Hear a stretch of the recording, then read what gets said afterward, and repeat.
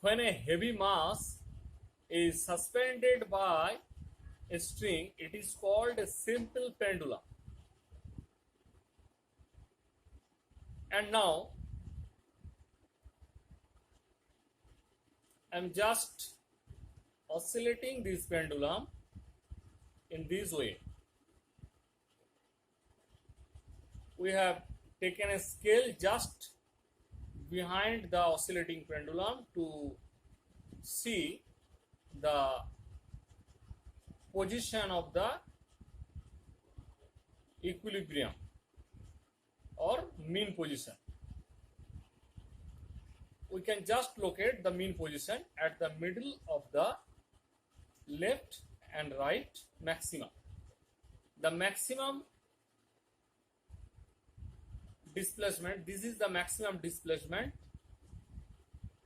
When we oscillate it, we get two maximum displacement points. One is along the left side and another is along the right side. And in between these two positions, we get an equilibrium position. And the time taken for completion of one complete oscillation, the time taken is called the time period of oscillation. That is, we start from here, go to here, and again come back to the initial position. Is called one complete oscillation. And the time taken for this oscillation is called time period of oscillation. It can be measured in another way. Actually, what I have said, it's more easier, but the actual process will be, we can start from the equilibrium position, goes to the left, and again come to the mean position or equilibrium position, and goes to the right, and again come to the equilibrium position. This is one complete oscillation, and the time taken for one complete oscillation is called the time period of the oscillation. Now, if we oscillate it more vigorously, that is, it can oscillate 5 to 10 times in 1 second. If it oscillates 5 times in 1 second, then this 5 is called the frequency of oscillation. That is, the number of oscillation in 1 second is called the frequency of oscillation. This is a simple pendulum, and we have learned about the maximum displacement, equilibrium position, time period, and frequency of oscillation.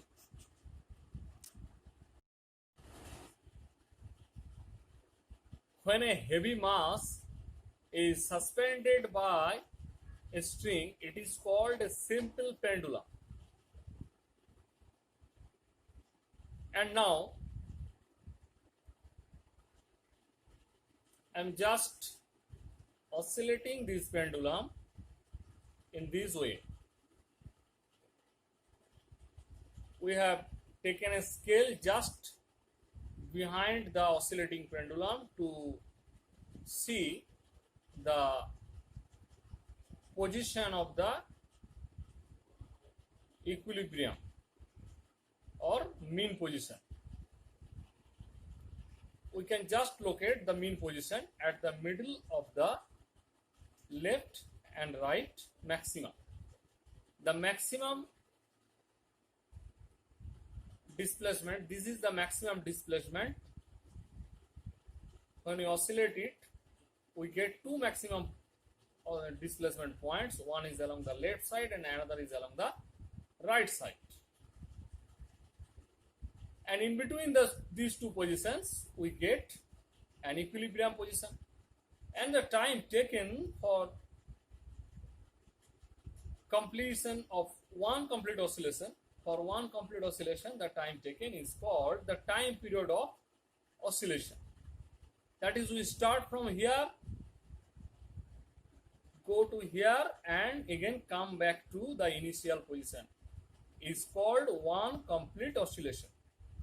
and the time taken for this oscillation is called time period of oscillation.